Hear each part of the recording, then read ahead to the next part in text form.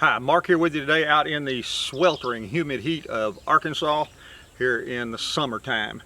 I'm out here to make a suggestion today, and I want to suggest that if for any of you who watch with some degree of frustration, when you watch YouTube videos and you see people that are lined up 50, 75, 100 yards away with a 3.5-inch pistol and they're blasting away, and you keep hearing steel ring, or you see claims made by people how they get sub 2-inch groups with their 3.5-inch pistol at 50 yards. No, they don't.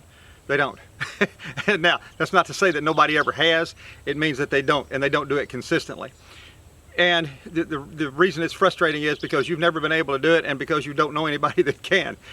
The bottom line is people don't make those kind of groups at those kind of distances, and it really doesn't matter. For most of us, I'm not talking to competitive shooters here. I'm talking to people who own guns, who get out and actually practice with what they've trained to do and do the best that they can to try to hit what they're shooting at, and maybe try to work in some drills to improve or to advance their shooting skills, or defensive shooting skills. So what I'm going to do today is I'm going to tell you this. I'm going to tell you to let yourself off the hook for the 50 and 75 and 100 yard stuff. Doesn't mean there's anything wrong with doing that if you want to and you want to try some pinpoint shooting, but for your self-defense practice, set your targets up at realistic self-defense distances. I'll show you what I'm talking about here right now. I've got some targets out here set up in a semicircle, and I've got them set at realistic self-defense distances. And I'll show you what I'm talking about.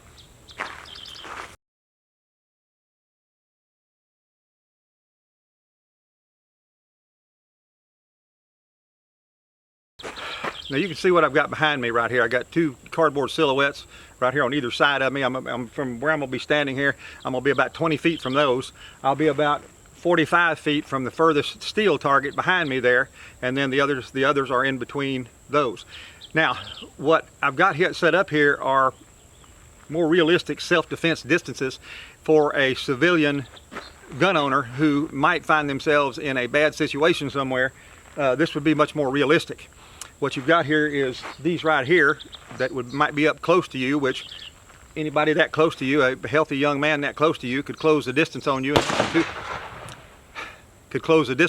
in less than 2 seconds. But from people back here in these more realistic spots over here, in those cases you would have a chance to draw your gun and shoot. These are realistic self-defense distances. Get back past that 45 foot mark there, and the bottom line is if you actually had somebody that was coming at you and meaning to do you harm, the best thing to do then would be to just turn around and get the heck out of there because you'd have some time to move over and probably get away from that scenario. More realistically, you've got people in pretty close proximity coming at you if you find yourself in a self-defense scenario. So what we're going to do here today is I'm going to show you how I'm going to practice my self-defense shooting from these distances. I'm not going to be doing a bunch of running and stuff. I'm talking about target practice at self-defense distances with all my targets set up in this semicircle.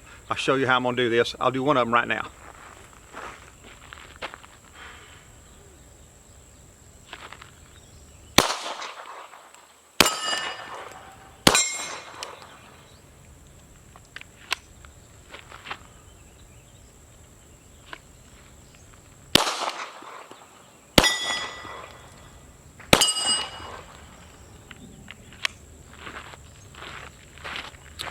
That would have really helped if I'd put my earplugs in.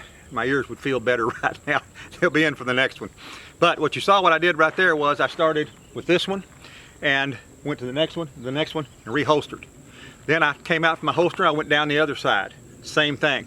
And with self-defense shooting like this, you're not shooting for something this big around, you're shooting for an area. You're shooting for the area of the paper in the center of that thing. If it's a headshot, you're shooting for that square. You're shooting for the steel target. Again, the steel target itself is what you're trying to hit. You're shooting for an area, not for a pinpoint. Self-defense distances, when you come out with that gun, you're not going to be lining up and breathing if somebody's coming at you with something hard at you and meaning to do you harm. You're going to use your firearm in a way that's going to stop them as quickly as possible. And that's generally not going to mean really pinpoint shooting with somebody on the move coming at you. Another scenario here, I'll start in the middle and move back this way this time.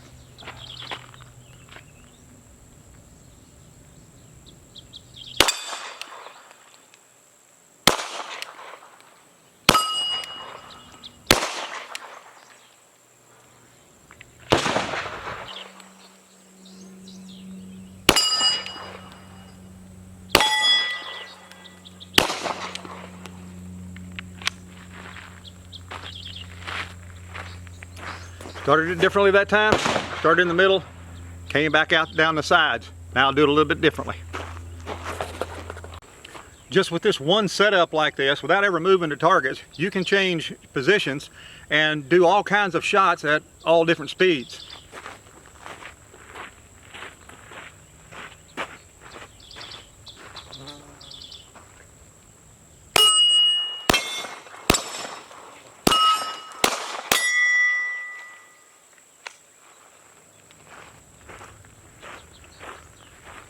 If you couldn't see all that, you could probably hear it. All kinds of ways to practice at real self-defense distances. This time I've got the targets clustered, so you won't hear ringing every time because I got 2 cardboard targets out there. On the silhouettes, I'll be making headshots. The rest of them I'll just be hitting the steel. I'll be trying to hit the steel target. Targets are clustered this time at just various short distances, but realistic self-defense distances.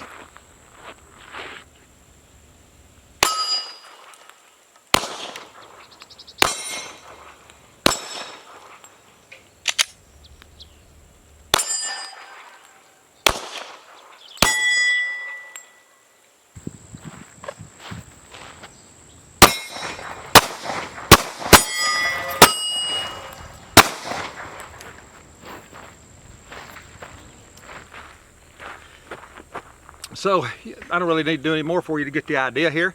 Plus my face is so soaking wet, it's wetting my glasses down where I can't see. Realistic self-defense distances. It's great to get out and practice shooting at 50 and 100 yards.